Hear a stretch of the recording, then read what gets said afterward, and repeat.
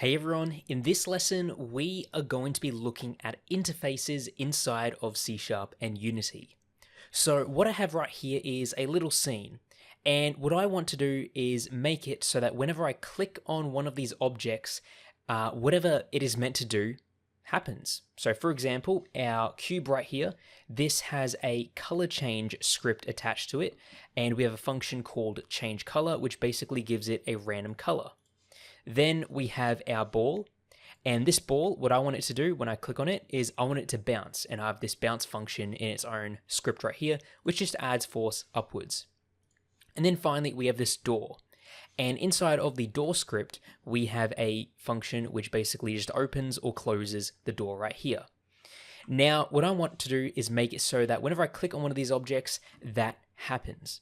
So how could we go about doing that? Well, I've gone ahead and also set up an interact controller script, and all we are doing here is checking to see when we have clicked on when we click our left mouse button.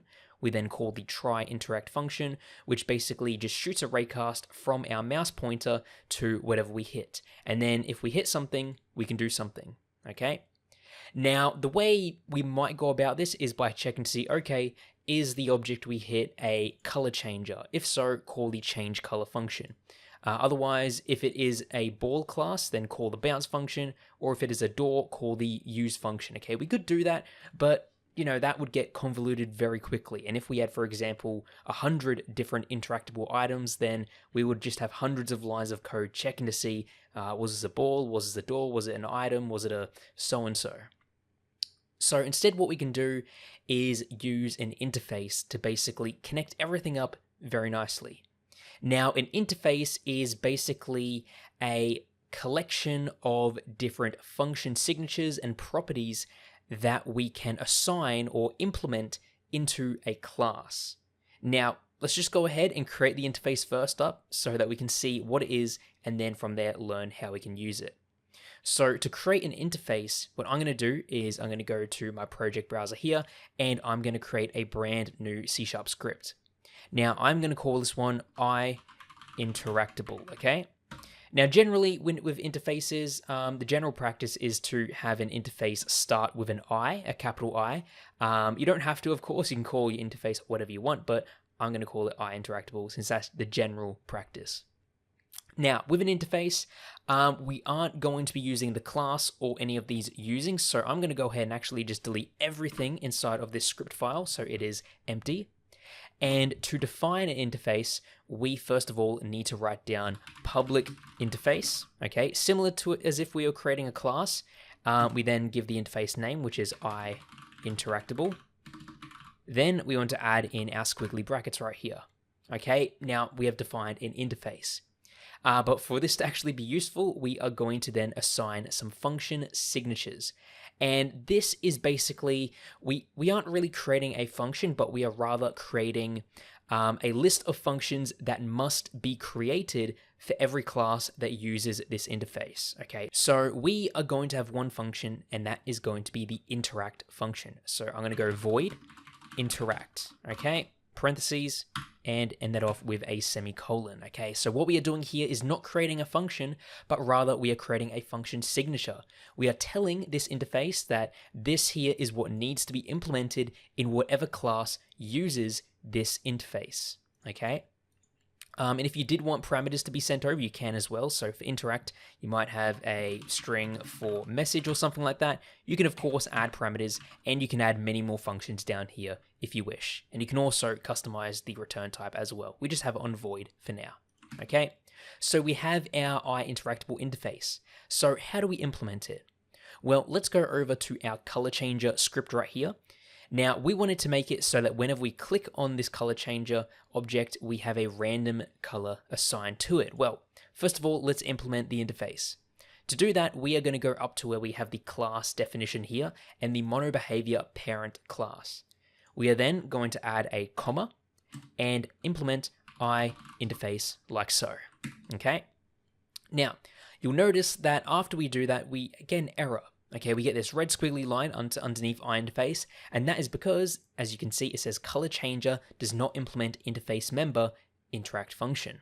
So what we need to do is we need to create a function that is pretty much matching this function signature. So it needs to be a function called interact.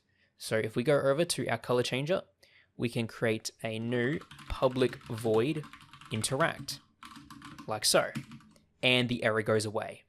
And then what we can do is go down here and just copy and paste this line of code into the interact function right here.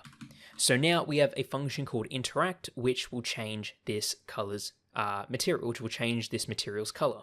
Now, the great thing about interfaces is that we don't actually need to know what class this is. Okay, typically, if you were going to call a function, you need to know what, class the object is. You need to access that object, identify what type of class it is in order to call a function or access a variable.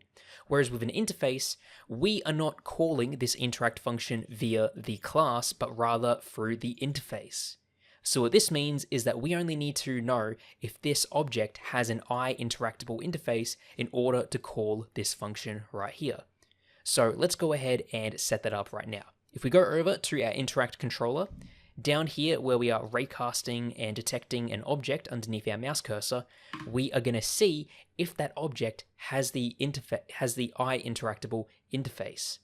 So to do this, we can go if hit.transform.getComponent interactable, okay, and getting the interactable is the same as just getting a class. We just use the getComponent function. So if this is not equal to null, so if this object does indeed have an interactable interface, then we are going to go hit.transform.getComponent interactable and you see here in our list of functions we have the interact function that we can call. And there we go. That is all we need to do. So we can save this, we can return to Unity, and now when I click on this cube right here, we should see that it changes color. And that is because our mouse cursor is looking to see not if this is a color changer object or if this is a ball or if this is a door. All it's doing is checking to see if the object we are clicking on has the interactable interface, and if so, we are calling that linked interact function. So let's go ahead and do the same thing for the ball and for the door. So I'm going to go to our ball script here. We're going to add in the interactable interface. Now, if you do have many functions that your interface has, it might be a bit of a pain to go through writing them all down, switching back to the interface to make sure that you have all the correct function definitions. You can click on the interface here, hold down Alt, press Enter, and then press Enter again to implement the interface. And what that's going to do is that's going to create a brand new function down here. And what we're going to do then is we are just going to copy the code that we want to put inside of this function and replace the exception here that gets added by default. There we go. We can then delete the bounce function. And now ball is implementing the interactable interface, which is linked to the interact function right here. Same thing for door. We'll go over to door, add that in, interactable. And let's just go ahead and actually just rename this function to make it a bit easier. So interact. There we go. And the error will go away and everything is linked up. So we can save that, return back to the project, press play, and now we can click on all these objects here to change the color, to bounce the ball, and to open the door. And the great thing about this is that our mouse cursor, our interact controller, doesn't care what class the cube is, doesn't care what class the ball is, doesn't care what class the door is. Okay, the class is irrelevant in this case. Rather, it is just checking to see if it has the interactable interface. So using interfaces in game development is something that is very handy, and if you understand what they are and how they work, certain things of your game development journey are just going to be much easier. Like in this case right here with an interaction system. Pretty much, if you have a game where you might need to pick up items, interact with doors, pull levers, you're not going to be checking to see, oh, is this thing I'm interacting with a lever? Is this an item? Is this a door?